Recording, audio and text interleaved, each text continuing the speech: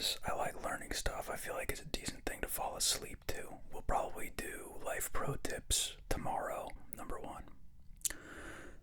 Today I learned that elephants stay cancer-free as they have 20 copies of a key tumor-fighting gene. Humans have just one. What? Elephants stay cancer-free as they have 20 copies of a key tumor-fighting gene. Humans just have one. Okay, so elephants are the cure to cancer. Let's read some comments. User Melting into Ice says, Peso's paradox is the observation that large animals such as blue whales, rhinos, elephants, etc. rarely seem to suffer from cancers. As, I'm going to murder this name, Kurzgesagt explains, tumor suppressor genes are only one of the main explanations for the paradox. The other one is that in large animals, a cancer will tend to die from its own hypercancer before it grows large enough to kill the host organism. Alright, moving on. Today I learned that the second wealthiest former NBA player behind Michael Jordan is Junior Bridgman. Junior Bridgman, with a net worth of over $600 million. Why is million abbreviated as MM? What's that mean? Millions? No, because that's like trillions or something. Millions. With a net worth of over $600 million. He worked at Wendy's in the off-season to learn the business, eventually owning over 100 franchises and a Coke bottling plant.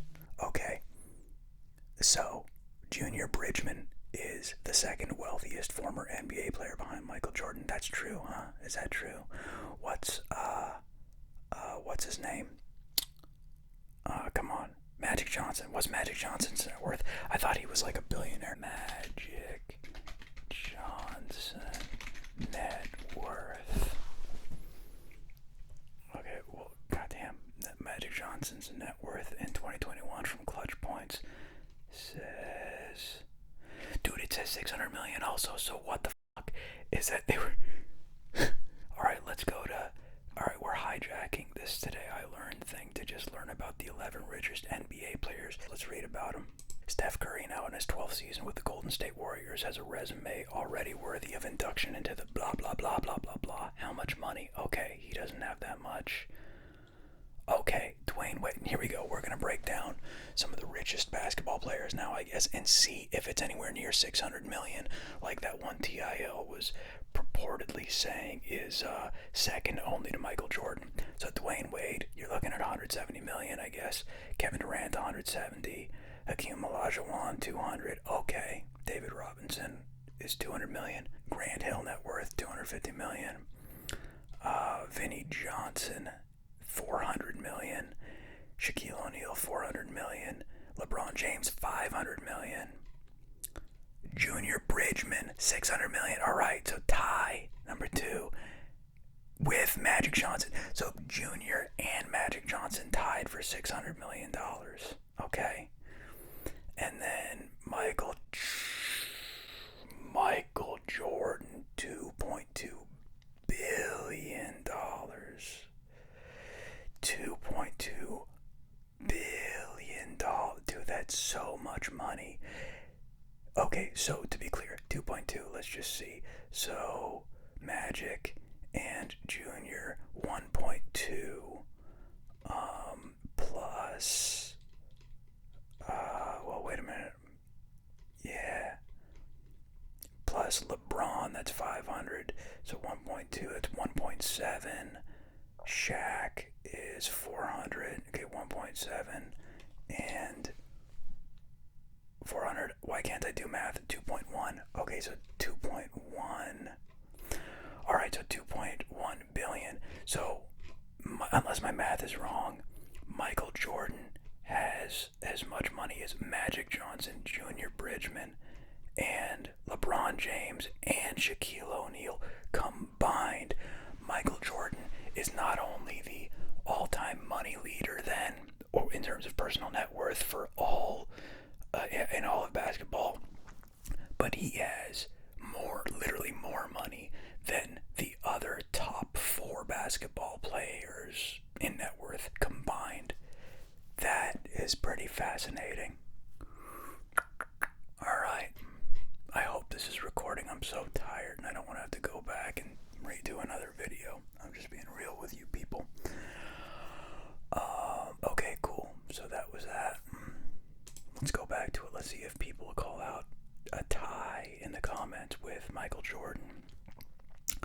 CQ, the user CQ says, if 600 million a second, then Magic has gotta be out, right?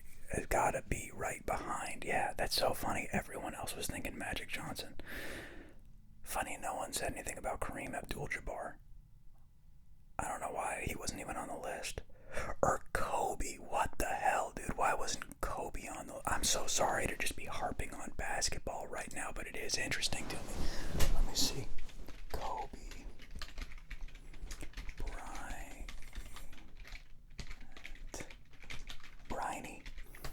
Net worth. Look at this, dude. At the time of his death, it was 600 million also. Come on, dude. What's going on here? Kobe Bryant was also $600 million, okay? So now it's not accounting for people that died. Am I going to have to actually Google richest NBA players of all time? Okay, so the real DIL on this is Magic Johnson, Junior Bridgeford Sweets, whatever his name was, and Kobe Bryant, all tied for $600 million. How about that? That's a decent DIL, in my opinion. They all had 600 million, with, of course, Michael Jordan absolutely obliterating them financially at $2.2 billion. Again, let's finish off the user CQ's comment here. If 600 million, but they spelled 600 million with one M. What's that? The other people are spelling it 600 mm, and this guy's spelling it with only one M. Anyway, if $600 million is second, then Magic has got to be right behind. He has a ton of real estate investments, and at one point was part of a fund that partnered with Starbucks to build like 200 locations in less served communities in the U.S. And the user Don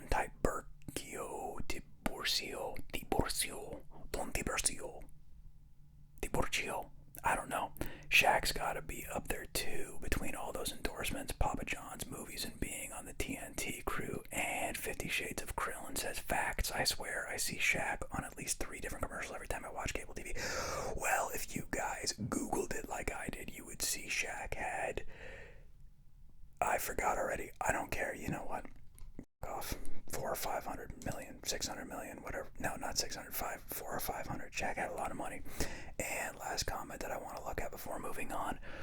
Whippity says, I worked at one of the Wendy's he owned. They're talking about Junior Bridgemont. You got it.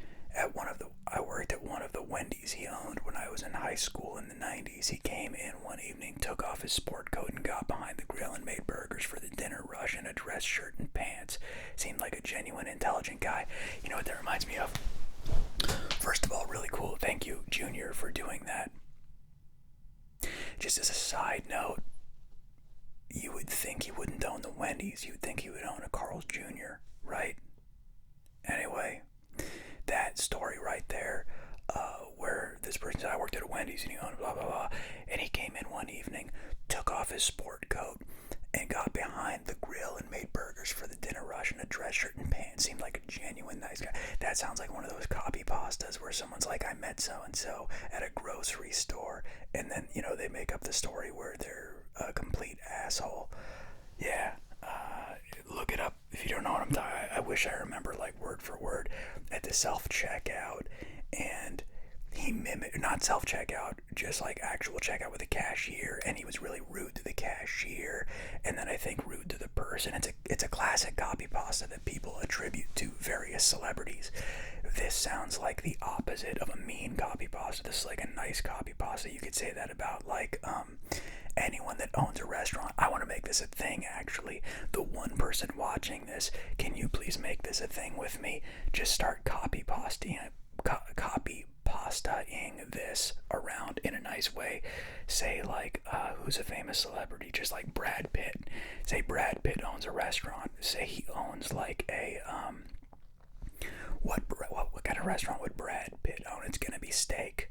Let's just say a Morton's Steakhouse, whatever it is, make it up, but you gotta make a copy pasta with Brad Pitt owning a restaurant, and then you saying, yeah, I actually work at Morton's, where that Brad Pitt owns, and he came in one evening, he took off his sport coat and got behind the grill, and he made made steak and a dinner rush for everyone in a dress shirt and pants, seemed like a genuine, intelligent guy. Make that a copy pasta. Do it. Do it for Brad Pitt and for George Clooney. Okay. Killing that. I don't feel like this is going well. I feel like this is a disaster. Who knows if I'll put this out. Okay. Let's go back to full screen.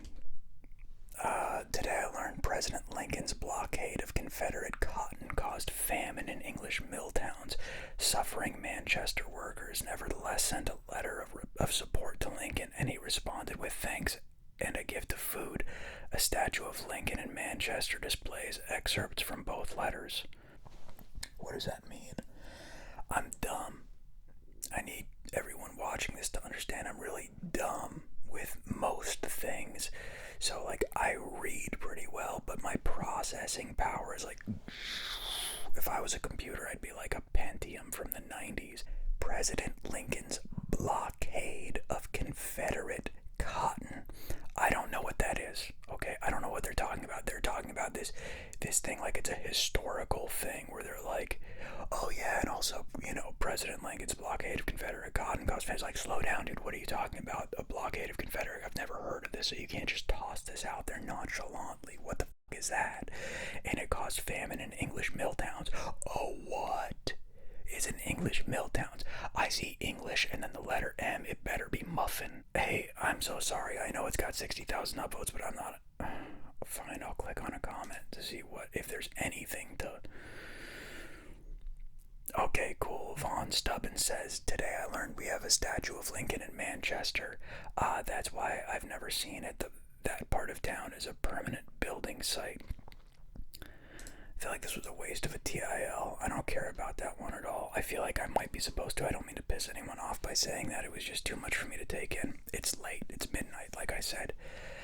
Alright, today I learned a survey in 2011 revealed that nearly 8 in 10 Americans believe in angels. There we go. Alright, I like that. 8 in 10 believe in. Do I believe in angels? You know what? It depends if I'm stoned or not. And I really mean that. This one time, and I'll get into it later, I smoked so much weed this one time and I did so many edibles, I literally thought there were angels protecting me while Azazel, the demon from the X-Men, was actually trying to kill me. There's a whole backstory to that and everything, but it was weird because I was mixing up my Bible with my Marvel. What can you do? Weed. 1.5. Today I learned in her youth at school, Cecilia Payne, oh, here's a name, Gaposhkin, attempted to test the efficacy of prayer by dividing her exam group into 2 groups, one using prayer and the other being a control group. The latter got better marks. One using prayer and the other being a control group. The latter. Okay, so the control group, the one that didn't pray, got better marks. And I want to look at that. We got to go back to the angel thing because I didn't go to any comments. I got to read some comments about that. It is kind of coincidental that both of these, the angel today I learned and the prayer today I learned, are both kind of, spiritual in nature. But let's read about that. Cecilia Payne, Gaposhkin. Oh, maybe it's like school, SCH, Gaposhkin, and there's a K. Okay, they really want you to pronounce that like K. They're hitting that hard, SCHK. Holy shit. Cecilia Payne Gaposhkin attempted to test the efficacy of prayer by dividing her exam group into 2 groups, one using prayer and the other being the control group. And the ones who did not pray got better marks. Okay, the user Tomato Hummingbird says Cecilia Payne Gaposhkin was an astronomer who discovered what stars are composed of. Looks at Clouds says she divided her exams into 2 groups. One group she prayed about, the other she didn't. She divided her exams into 2 groups. One group she prayed about, the other she didn't. She got better marks on the second group. Oh, dude. Okay, they continue. Not a true statistical trial since there were many variables. parentheses, teachers, time of day, subject matter, her liking for the subject, for example, not controlled for. Also, this entire TIL is bullshit, because what this person, if that's true, looks at clouds just said is completely different to what the actual TIL was alluding to, right? You follow? The original TIL was kind of suggesting that if you're thinking like I was, that the two groups, one of the groups prayed about doing really well on their test and the other one didn't pray about doing really well, and the ones that didn't pray got the better marks. You know what I'm saying? And it just turns out the teacher was praying about their grades. That's weird. Okay, this is funny. Raccoon City Taco says, and that, my friends, is how the name Pangaposkin became a household word. Compressor Man says, I catch myself saying it half a dozen times each day. And Angler Jared says, Gesundheit. Alright, that's pretty funny. Am I even on camera? This is going to be a disaster. And let's check out the comments from that last Today I Learned. A survey in 2011 revealed that nearly 8 in 10 Americans believe in angels. Revisiting this one because we didn't go back to the comments. So, these say... Greed also discovered that 16 out of 20 Americans can't reduce fractions. Ah, that's pretty good. Why didn't you go 4 out of 5, though? I guess it's contextual, yeah, that 16 out of 20 can't reduce fractions. That's funny, Greedo said that. And JSolo247 has a pretty good one. There's a fine line between a numerator and a denominator. Super nerd dad joke. I'm ripping that off. I love it. Crazy Dave says 80 out of 100 Americans prefer fractions. Okay. Funk Boxing. I believe in the Blue Angels because I saw them once and it was awesome. Yeah, me too. They are awesome. Urisk says, I saw an angelfish once, not nearly as impressive. What are you talking about?